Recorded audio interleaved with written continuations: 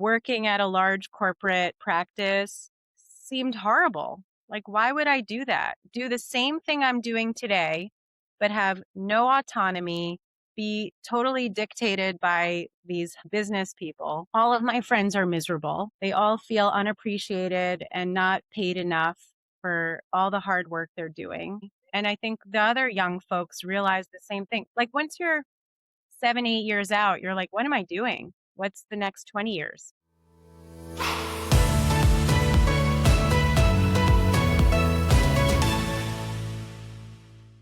It's time for fertility doctors to take back control, say some younger fertility doctors. One of them is Dr. Thalia Segal. 2 years ago, after 5 years at UCSF, she opened her own center, Collab Fertility, in the ultra-competitive San Francisco Bay Area. She says her friends working for private equity-backed groups are underpaid, underappreciated, and miserable. Dr. Segal wanted to be the best. She wanted to have control. She questions models like those of Ovation Fertility, opining that the REI needs more oversight of the IVF lab. She's already doing 300 cycles per year. Now she's inviting other doctors into that mission. She signed a second-year REI fellow that will start in 2027. She tells you, the Inside Reproductive Health audience, who that doctor is before any other public announcement. She's looking for a third doc to start in 2028. Dr. Segal talks about her 21 headcount payroll and her lab. She has no private equity or venture capital backing. I ask her about the sustainability and profitability of a business model like that. And she shares some of her challenges. I should have asked Dr. Segal which EMR she uses because she didn't sound happy with hers. So I tell her and you about Blumic, an EMR built for the late 2020s and 2030s, incubated in the fertility space, for the fertility space, and tell them to check out Blumic's demo at blumic.ai. I appreciate that Dr. Segal was so candid because if you like her point of view, you need to connect with her. I think some networks are better than others. I think we're finding out who's happy at which of them and who isn't. That truth is surfacing nowish.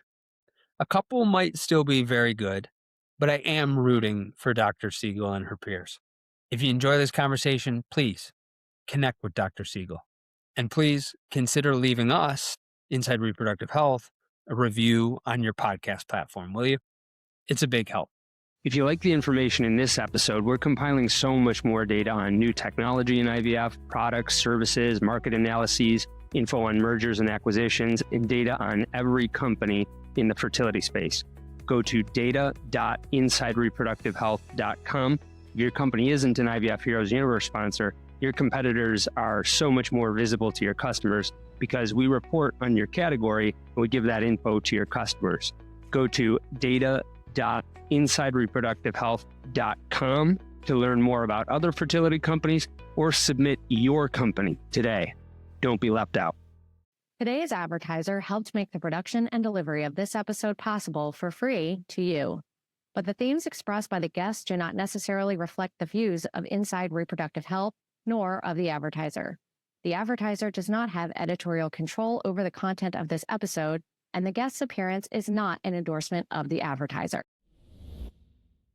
Patients feel like a number if they even get seen in a timely fashion. Let's start there. Like, some patients have told me it takes months to get in with the fertility doctor.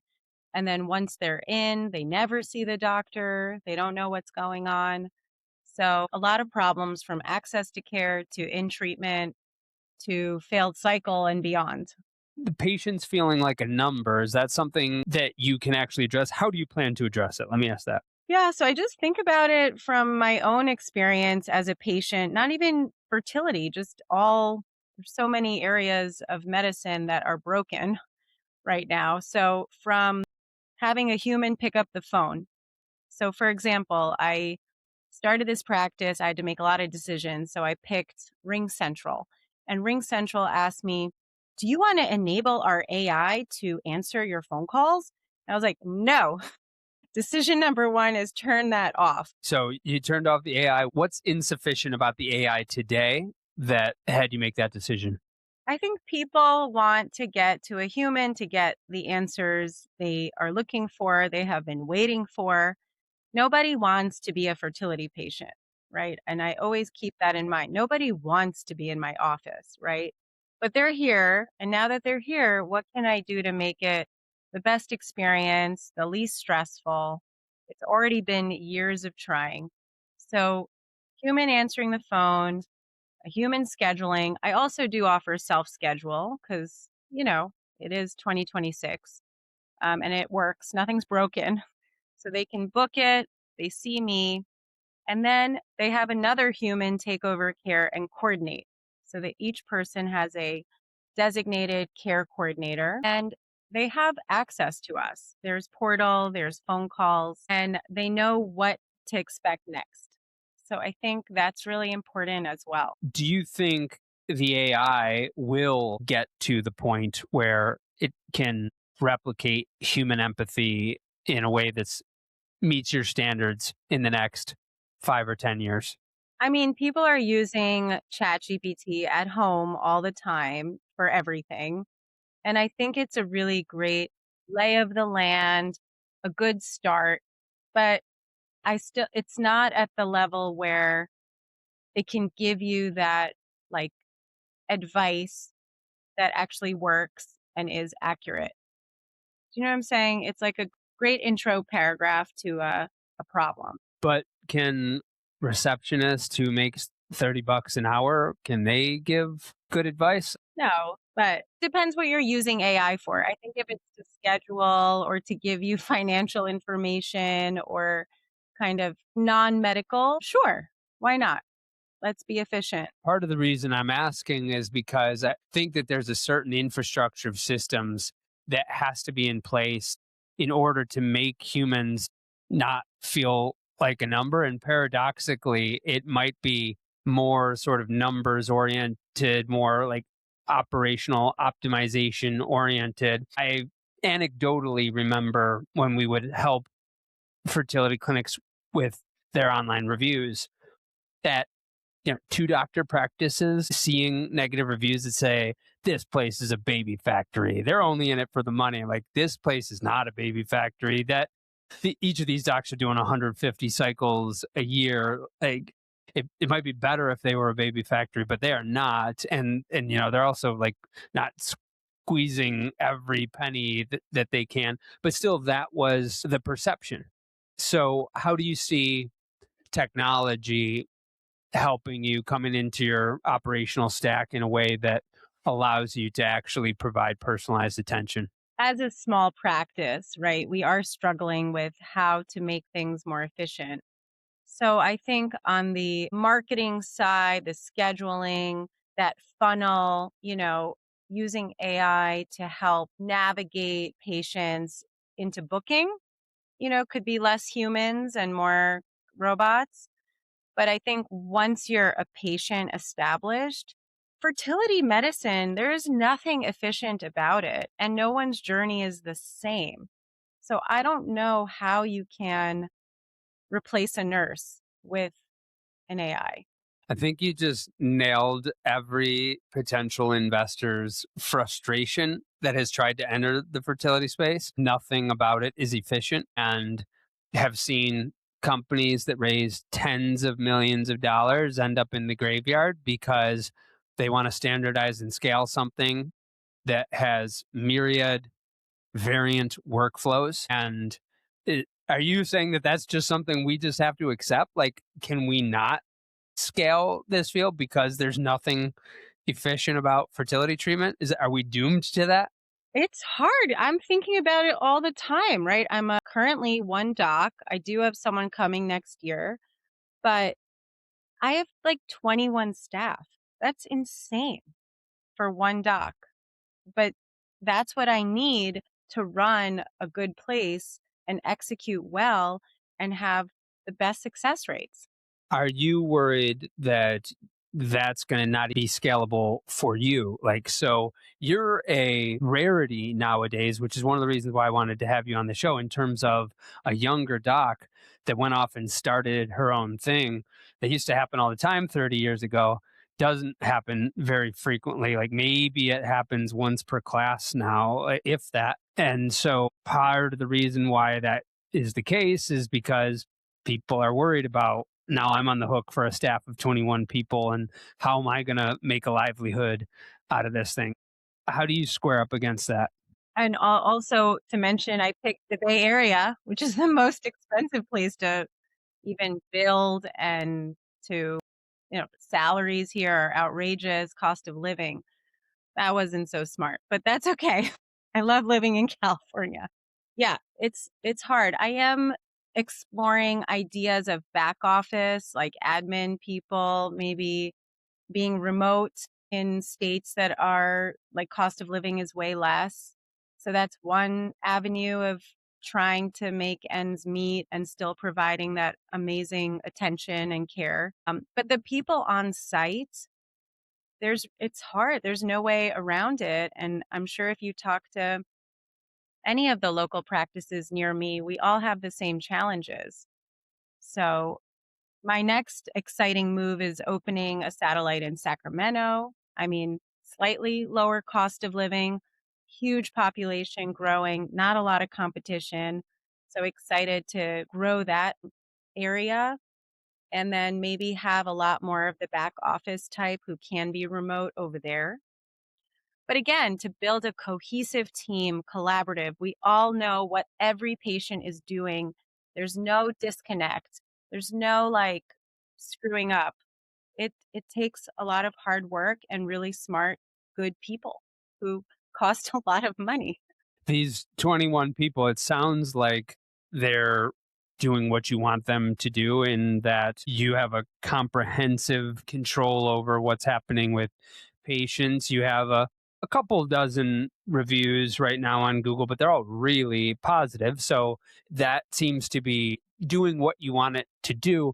What are those 21 people doing? And why is it 21 that are necessary? Why not the 18 or 15 or 12? Staffing has probably been the hardest part of this journey. I've learned a lot. I don't have a business degree, so I am figuring it out every day. But let's see. One decision that no private equity would ever do is we have a full time nutritionist who's free for patients. So everybody who establishes care here has access to her.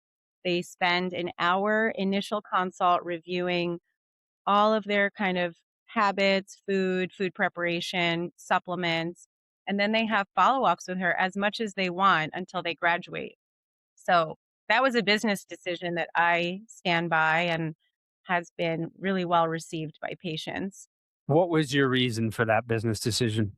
So I decided to start something called the Collab Way. So this is based on my decade of research on endocrine disruptors. So we know there is a global epidemic of infertility. Sperm counts have declined 50% over the past 50 years, even the most steeply the past 20 years. And this is too quick for genetics to explain. So there has to be an environmental component, which I I mean, there's enough data to support plastics, phthalates, pesticides, our lifestyle. So we started a program addressing that. So from day one, every patient gets an environmental toxic chemical questionnaire, just 5 questions, just somewhere for me to start with this couple with: how often do you microwave plastic, drink from water bottles, use plastic Tupperware? Is it daily, weekly, monthly, never? How about buying organic?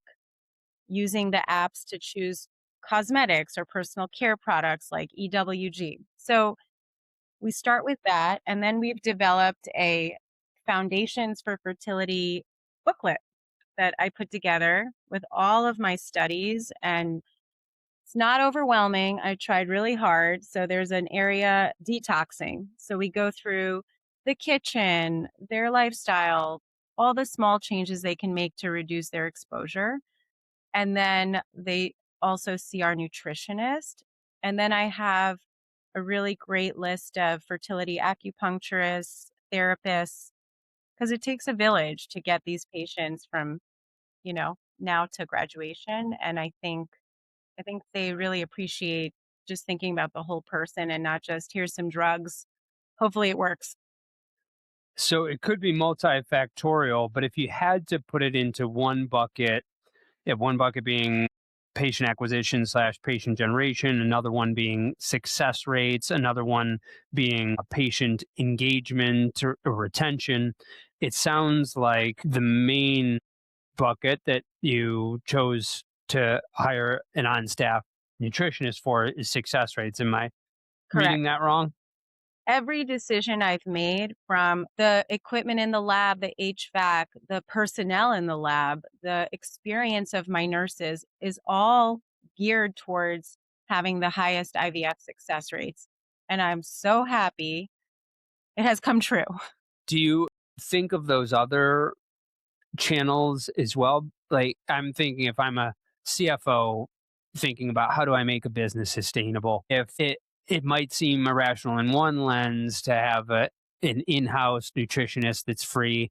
Maybe there is a business case to be made for it if it's generating new patients, or if I can prove that it's retaining patients or helping them to convert to treatment more quickly or more readily. Do you measure any of those sorts of things now? We started. It's hard because there's before her and then there's after her, right? She's joined us about a year ago. But I do have some patients, we'll just need more data, right? Who like did 2 rounds of IVF, 41 years old, no euploid embryos, started seeing her, did a 3rd round. We got an euploid embryo. They graduated, they're pregnant. I'll never know if that was like random luck or was it truly that change in egg quality and sperm quality through lifestyle changes. I think, I mean, according to this patient, she was like, I feel so different. I have more energy. I was eating granola bars and I had this 4 p.m. dip, and now I'm having edamame and apples with peanut butter and all the supplements, and I feel amazing. And then we had this great embryo, and I mean, now she's got to be like 2nd trimester. Do you also look at, are we converting more patients to IVF, or are we keeping them engaged, or bringing in more new patients? Are you measuring those as a way of Not enough. thinking Not about enough. these decisions? I need to hire like a CFO at some point, or like an operations person to give me more business, analysis. It- How is the new patient pipeline right now? I mean, I'm booked out. I have, I don't know, 20 new patients a week. I'm doing about 20 cycles every 3 weeks. We're doing batching. I could be busier, but right, we're only in my 2nd year of business. So I think it's fine. It sounds like you're on a good clip. Is that 20 cycles every 3 weeks? Is that the same as saying 20 cycles a month because you're doing batching, or is that more like 25 cycles a month? I'd have to do, I mean, I'm on track for like 300 cycles this year. Yeah, that's pretty good. And only your 2nd year. Where do you attribute getting your new patients from? Does it seem to be from physician referrals and or marketing that you're doing? And how do you track that?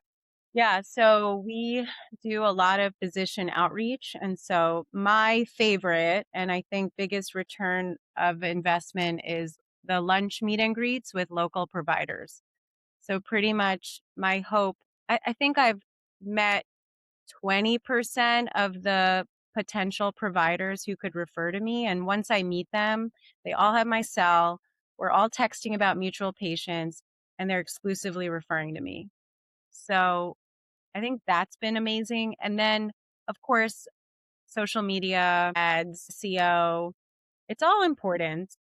We have 2 sandwich board ads in like the most popular mall in Walnut Creek. And actually, patients have told me they saw me on Facebook, they forgot, they went to Equinox, they left, they saw my sign, and then they booked.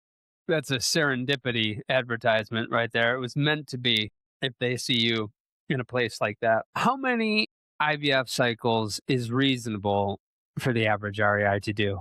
It depends if you're adding like PAs and NPs, but I mean, I think I could do double. I think I could do like, I don't know, 3, 4, I could do like 400 probably. And then after that, you think it starts to become unsustainable, or quality suffers, or what makes like 400 a ceiling? I just worry about there's a lot of details that go into a successful cycle. I get a lot of patients looking for a second opinion, right? So I'll review their first round. I'll be like, why did they put you on birth control for like 2 months? Your AMH is zero point 0.2. That's so suppressing. Of course, you're going to have a horrible cycle.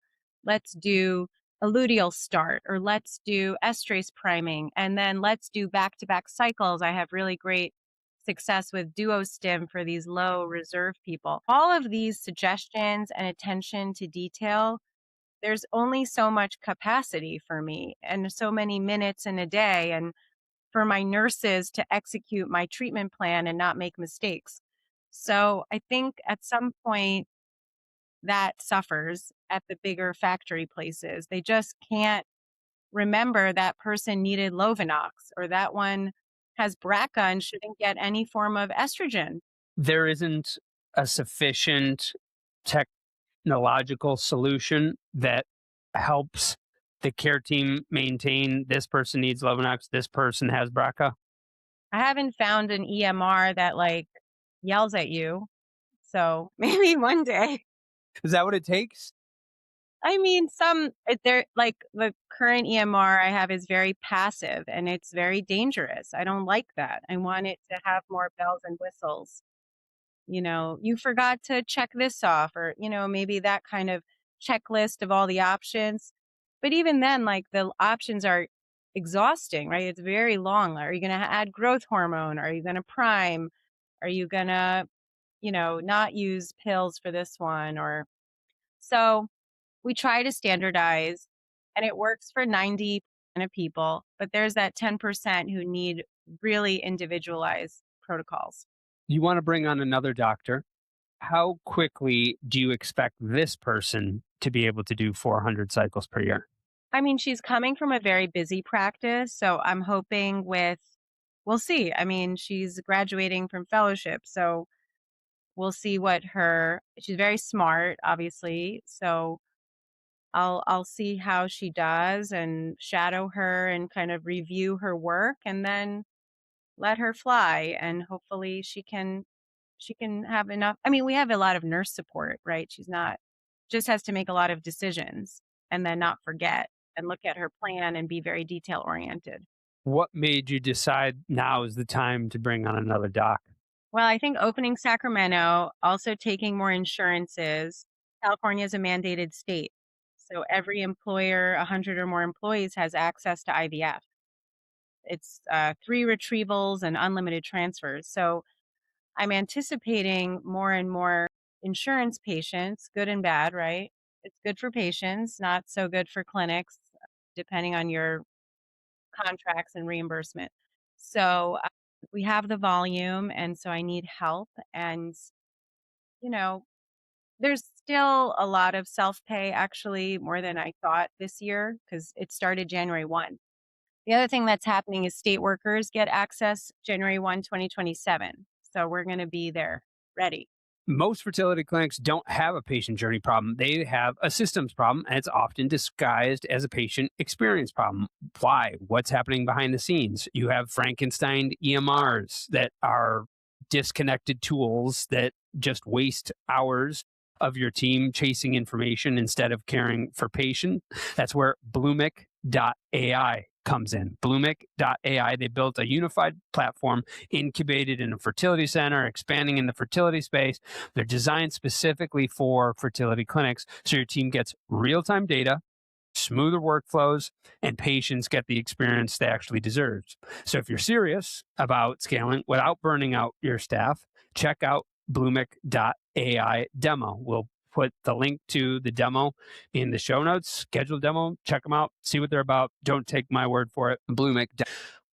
When you decided to bring on this doc, what was the criteria that you were looking for to know that this person is the right fit?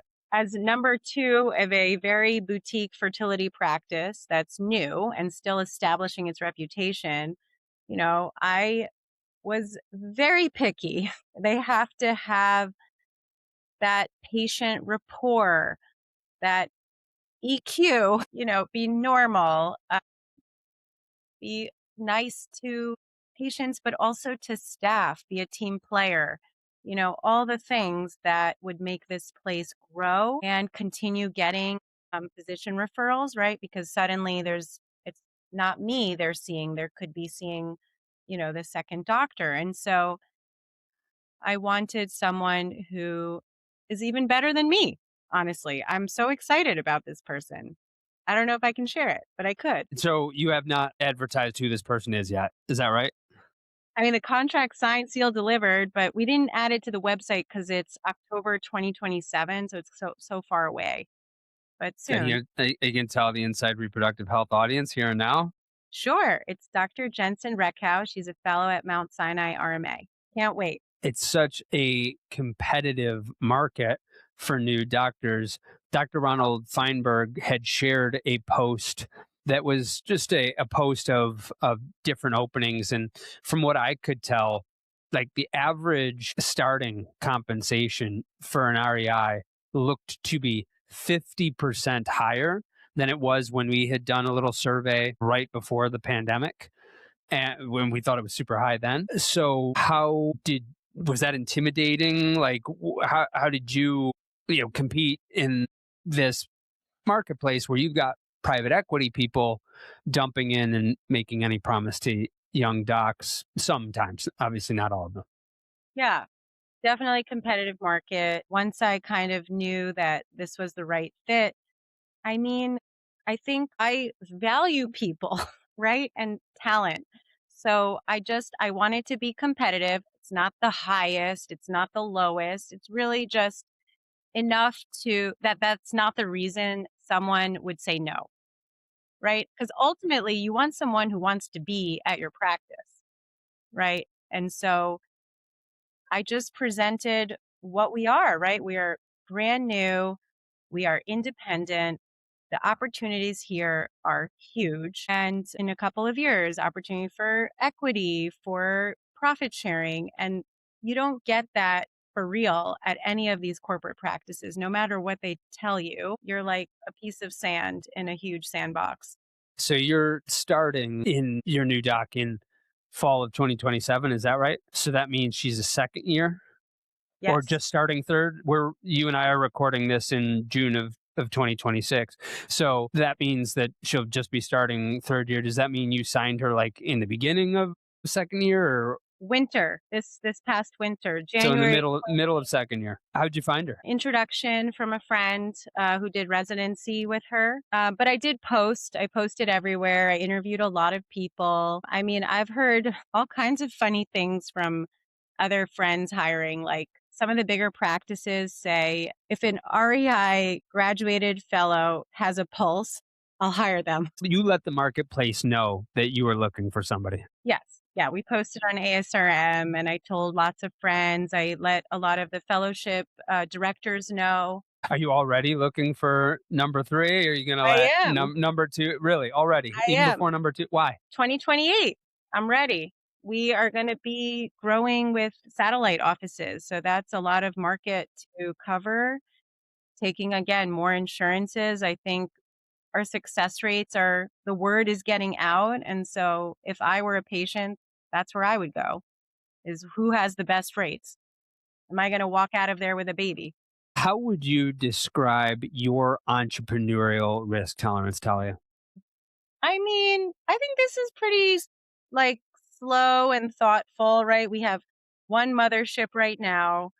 We're opening Sacramento, eventually San Francisco. So it's not like Kind Body or something, right? It's a slow growth. And I think my staffing has been appropriate, right? Not everybody is full time. I have a stenographer, I have some remote people, but I do need everybody. The patients need everybody. So maybe it could be faster. You mentioned the Kind Body. I don't know how many tens of millions, hundreds of millions of dollars they raised, and then you're opening up a bunch of de novo clinics. You're acquiring bios. Like you're going real fast. So yeah, there is a sort of breakneck light speed that somebody could go at. But you could also be a lot more conservative. There are people that would say, I can do 300 cycles right now. I'm going to do that for a little bit. I'm going to make sure that I'm doing 400 by myself. I'm going to make sure that I'm sick of doing 400 and that I actually can't do 5 or 6 before I hire that second doc. And then I'm definitely not hiring that third one until I get this second one in and see how that goes. So, sure, maybe you're not going all the way to the extreme, but you're not playing it too cautiously or either. Like, you clearly have some risk tolerance. Why is that important? Well, there's only one of me, right? I actually enjoy the business side a lot, and I want to get out there and have more of these meetings. Who knows? Maybe we'll contract with Kaiser. Maybe, there's just a lot of opportunities that I can't do right now because I'm seeing all the patients. So I have to grow. Otherwise, it's not going to work. I also built a facility that is huge. We are at least 12 REI practice facility. The lab, it's the biggest in the Bay Area. We can do 3,000 retrievals a year. So there's a lot of fixed costs, no matter if I'm one doc or 12. What do you think will be the deciding factor of your satellite offices? Sometimes they really become the redheaded stepchild of the. Are we still allowed to say that? I'm saying it. The redheaded stepchild of the broader clinic group. What will separate your satellite offices from those that are just kind of there and then they end up closing in 2 years? I think thinking a lot about the geography, growth of the population, like all the things that went into choosing this site. Why did I choose Walnut Creek? The market, the demographic who live here, the competition around. So I think Sacramento is booming. And I've heard from my real estate agent that some other private equity backed practices were poking around as well. So that made me feel good, like I'm onto something. But then ultimately, it's an hour and a half drive, which is not a big deal for a retrieval and a transfer. And again, it's coming to the premier lab, right? I would fly. People do fly, right? They used to fly to CCRM for the premier lab. So here it's like a short drive to have the best facility. And all of your other stuff can be done locally in a beautiful, again, I think about, is the parking easy? Do you have to get validated? Is it a garage? Is it a beautiful building? Is it a nice space? We just sent a proposal. It's a gorgeous building. It's next to an OBGYN practice. That's key. I first map where the OBGYNs, and that's important because they also thought about this. Like, where are they going to have their office, Independent practices, not, Sutters or Kaisers. How do you develop relationships with OBGYNs in a place like Sacramento where you don't live? It's an hour and a half away. You're from the Bay. That's where you've been practicing, where you have your relationships. How are you developing relationships with OBGYNs there, or how do you plan to? I mean, we'll see how it goes, but my plan is hopefully bring on an experienced NP in the area for a long time with a lot of friends and a lot of contacts and trust. And then eventually an REI locally who maybe is new, but maybe has been there a while. And in the beginning, I'm going to go there once a week. I mean, everything takes sacrifice and hard work, right? So I'm already strategizing. All right, I'll go on Fridays really early, spend all day, have at least one lunch meet and greet every Friday I'm there. And then my family will pick me up and we'll go to Tahoe for the weekend. And that's how we'll justify this. You think you're going to get an REI to live in Sacramento? There are so many there already. How many are there? 4? I think there's like 9. I didn't realize that there was that much of a market there. Maybe the Bay Area keeps moving further out. With regard to advanced practice providers, you mentioned earlier, the number of cycles that's appropriate for an REI to do is going to depend on how they're using them. Are you using PAs or NPs right now? No. So in the Bay Area, they're really expensive. I mean, I may as well hire like an OBGYN and train them. So I've been struggling with when is the right time. Ideally, I could have someone per DM who I slowly ramp up, but and also it's finding that right person, right? Like people are going to be pissed they're not seeing me. So it really needs to be a really competent, really kind, engaging person. They're expensive, but they're not as expensive as an REI. If you could turn your 300 or 400 cycles into 500 or 600 with a PA or an NP, would that not be worth it before hiring more REIs? In some ways, I almost find the REI to be more worth it than the NP because they can also bring in new business. In the end, the net profit is probably better with another REI. You were kind of throwing out, maybe just as a form of expression, you'd be better off hiring an OB. Would you ever do that and teaching an OB? Right now, no, but with the way things are going and how few graduates there are, I'm sure we'll come to a point where we have to. I think the field will definitely have to. That almost seems like the antithesis of what you want to do. Like what you're talking about is really having a super control on quality and access to the REI from the patient that's central to the patient experience. I would have thought that would have put you in the solidly against training OBGYNs camp. What makes you semi-open to the idea? Is it just the fact of how the numbers and demand might grow, or do you also think I might be able to train this person in such a way that they are doing the things the way I want them done in the way that I would do them? I mean, I spent 5 years at UCSF training fellows. What are fellows? They're OBGYNs. So I think it just comes down to the right person, potential, motivation to become an excellent REI after a couple years of clinical training. You're going to tick some people off with that comment. It is there no difference between a UCSF fellowship and a really experienced, well-trained REI training OBGYNs on their own?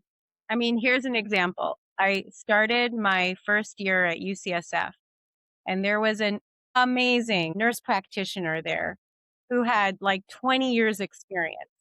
And all of us would ask her what we should do. So, I mean, I just think experience trumps all, right? Ultimately, have you seen the pattern? Do you know what to do? And have you seen it enough times?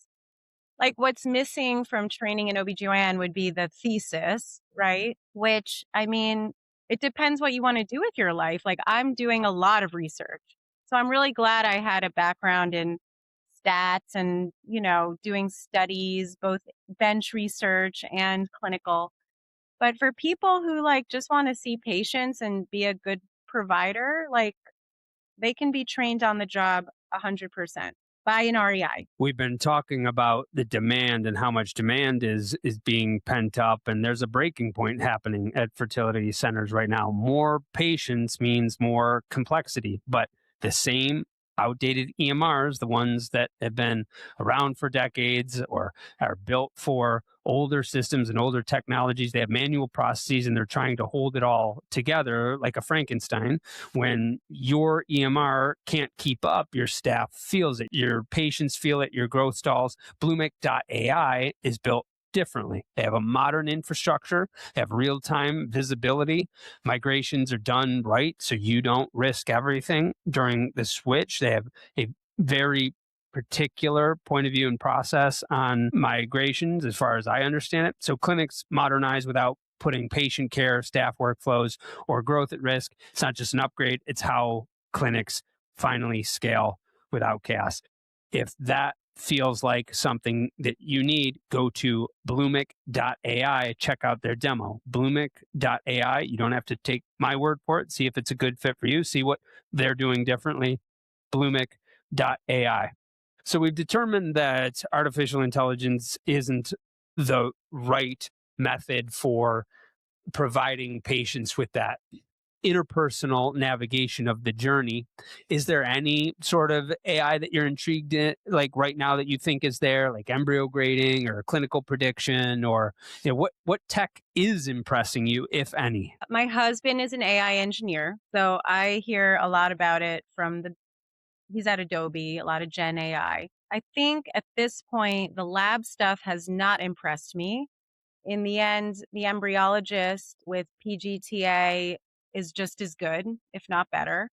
So I have no, like, why spend more money on any of that? On the clinic side, I think on the patient acquisition and, like I said, kind of the marketing, the beginning of the journey, there could be a lot of uses that I'm open to and, not relying on a human for scheduling or picking up the phone or getting back to people.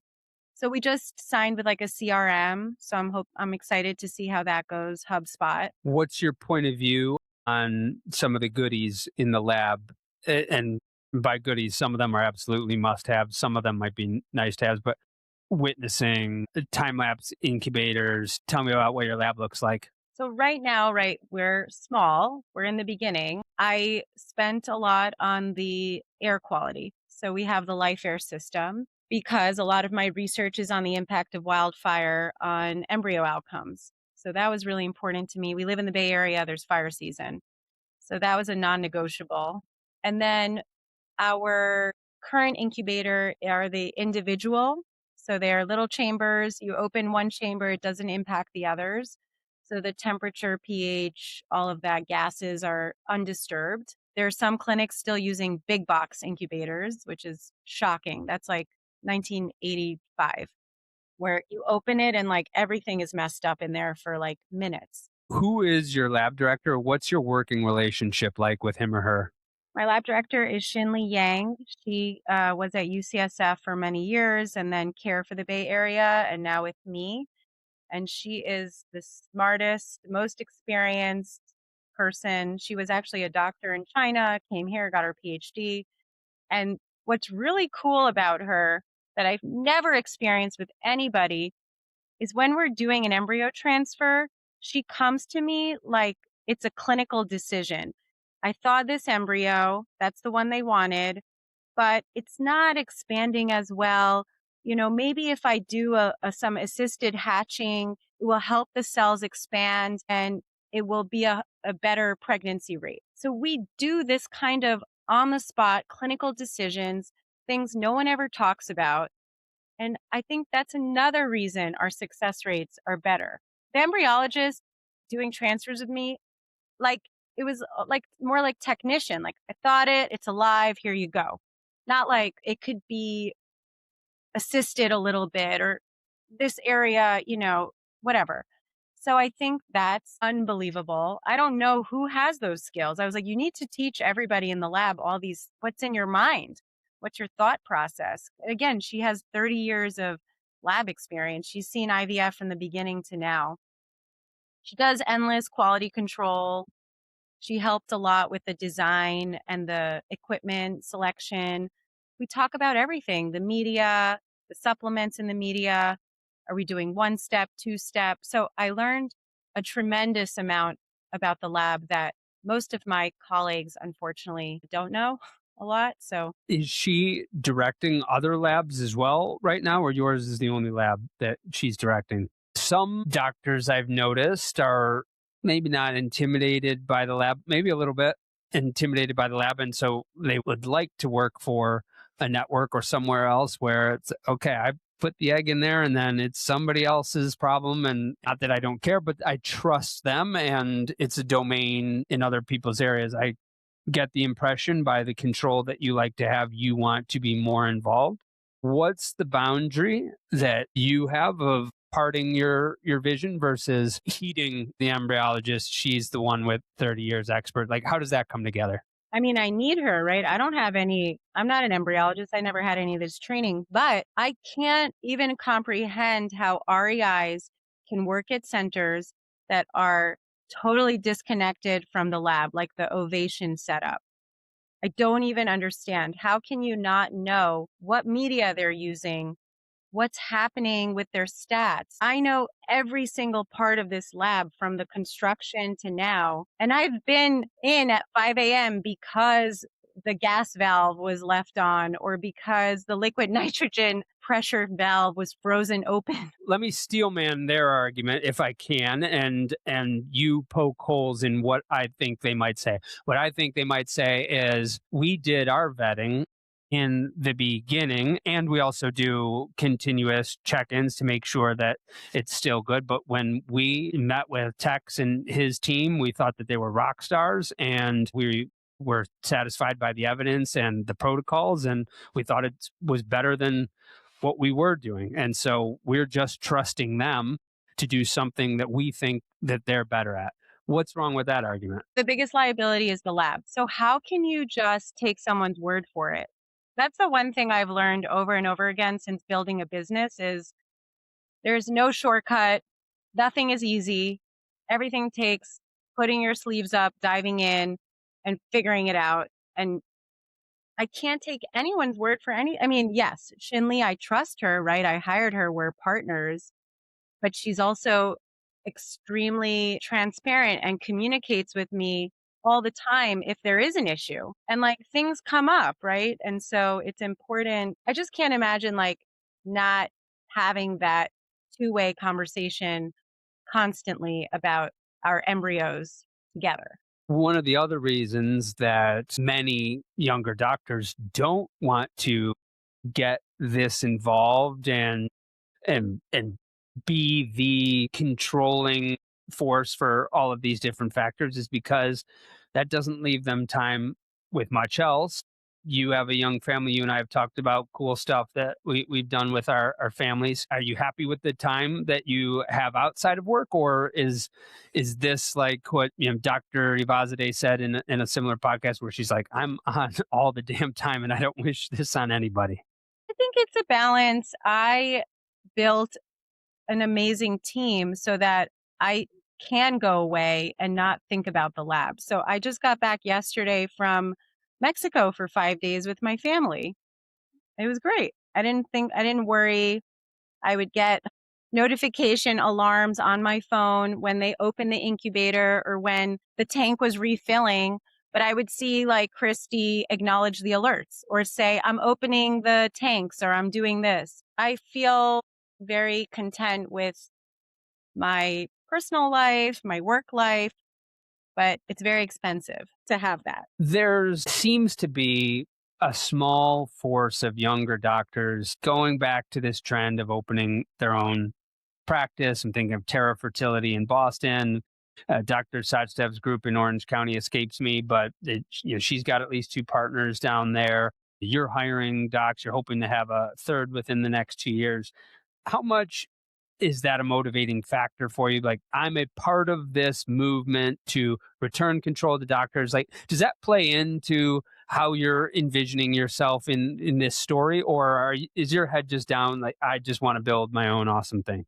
How it started, it was like 2020, the world was ending, and another REI approached me to do this practice. I wasn't alone in the beginning, but ultimately freaked out by the cost of doing it. But I was really excited at that point. And then I thought about my alternative options. So working at a large corporate practice seemed horrible. Like, why would I do that? Do the same thing I'm doing today, but have no autonomy, be totally dictated by these business people. All of my friends are miserable. They all feel unappreciated and not paid enough for all the hard work they're doing. And then my other option was stay in academics, which is great. There's nothing wrong with academics, but I was very clinical. So it just didn't, I do a lot of research, but I also saw a lot of patients.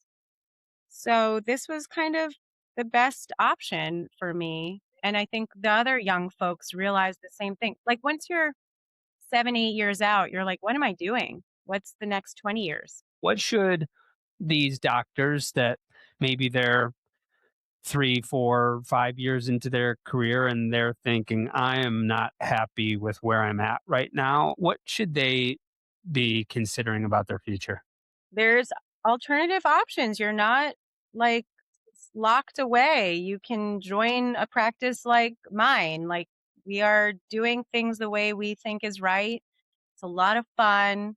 It's great.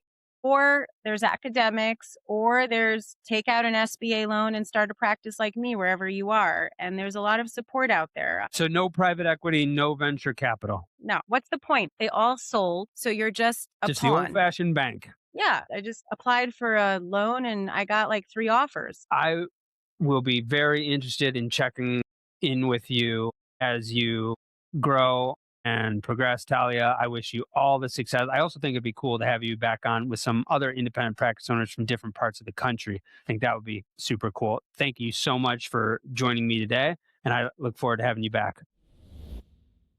Go to data.insidereproductivehealth.com. That's where we're compiling so much data on new technology in IVF, products and services, market analyses, info and mergers and acquisitions. Every data point that we can on the field writ large and the companies in the fertility field, we're compiling there. Go to data.insidereproductivehealth.com as we build that over time. And if your company isn't an IVF Heroes Universe sponsorship, your competitors are getting more visibility because we report on your category and we give that to your customers. We do that multiple times per year, and we do it around big events like ASRM and ESHRE. Go to data.insidereproductivehealth.com and submit your company today. Don't be left out. Today's advertiser helped make the production and delivery of this episode possible for free to you. But the themes expressed by the guests do not necessarily reflect the views of Inside Reproductive Health, nor of the advertiser.